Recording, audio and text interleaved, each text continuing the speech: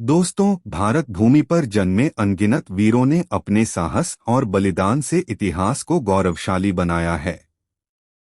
उन्हीं महान वीरों में से एक हैं महाराणा संग्राम सिंह, जिन्हें इतिहास राणा सांगा के नाम से जानता है। उनका जन्म 12 अप्रैल 1482 को मेवाड़ के राजघराने में हुआ। पिता थे राणा रायमल और माता का नाम था रानी राजकुंवर। बचपन से ही राणा सांगा का झुकाव युद्धकला और शौर्य की ओर था। तलवार, भाला, घुड़सवारी इन सब में वे निपुण थे।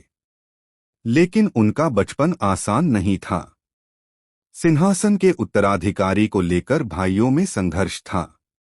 एक समय तो ऐसा आया कि राणा सांगा ने कई बार प्राणों की बाजी लगाई, लेकिन किस्मत ने उन्हें बचाया और धीरे धीरे वे मेवाड़ के योग्य उत्तराधिकारी बने। मेवाड़ का शासक बनना। राणा रायमल के निधन के बाद मेवाड़ की गद्दी पर उत्तराधिकारी का विवाद उठा।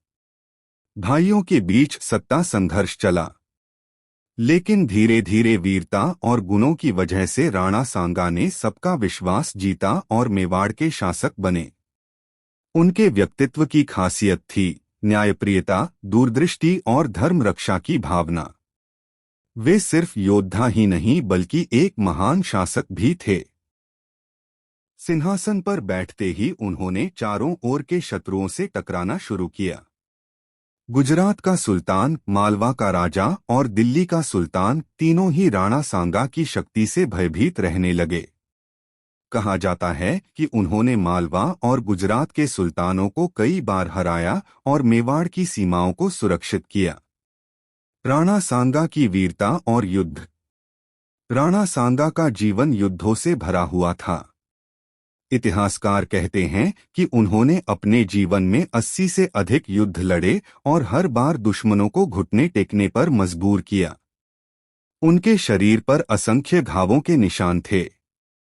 उन्होंने एक आंख खो दी, एक हाथ कट गया और एक पैर भी जख्मी हो गया। लेकिन इसके बावजूद वे युद्धभूमि में घोड़े पर सवार होकर सेना का नेतृत्व करते रहे। राणा सांगा की वीरता से प्रभावित होकर कई छोटे बड़े राजपूत राजा उनके नेतृत्व में जुड़ गए। उन्होंने राजपूत संघ बनाया और पूरे उत्तर भारत में राजपूत शक्ति को संगठित करने का प्रयास किया। दिल्ली और आगरा की सत्ता पर भी उन्होंने दबाव डाला। यहाँ तक कि एक समय पर राणा सांगा उत्तर भारत के सबसे शक्तिशाली शासक माने जाने लगे। खानवा का युद्ध। अब हम आते हैं राणा सांगा के जीवन की सबसे बड़ी लड़ाई पर, खानवा का युद्ध। साल था 1527 ईस्वी। दिल्ली की गद्दी पर बाबर का राज था, जो हाल ही में पानीपत के युद्ध में इब्राहिम लोदी को हराकर भारत में स्थापित हुआ था। राणा सांगा ने तय किया कि बाबर को भारत में पैर जमाने नहीं देना है। उन्होंने बाबर के खिलाफ सभी राजपूत राजाओं और अफगान सरदारों को एकजुट किया। दोनों सेनाएं खानवा नामक स्थान पर आमने सामने आईं। राणा सांगा की सेना संख्या में बहुत बड़ी थी, लेकिन बाबर के पास था तोपखाना और बारूद की नई तकनीक। युद्ध शुरू हुआ। राणा सांगा ने शेर जैसी बहादुरी दिखाई। वे घायल होते रहे, लेकिन बार बार घोड़े पर चढ़कर सेना का नेतृत्व करते रहे। लेकिन दुर्भाग्य से इस युद्ध में विश्वासघात हुआ। राजपूत संघ के कुछ सरदारों ने बाबर का साथ दिया।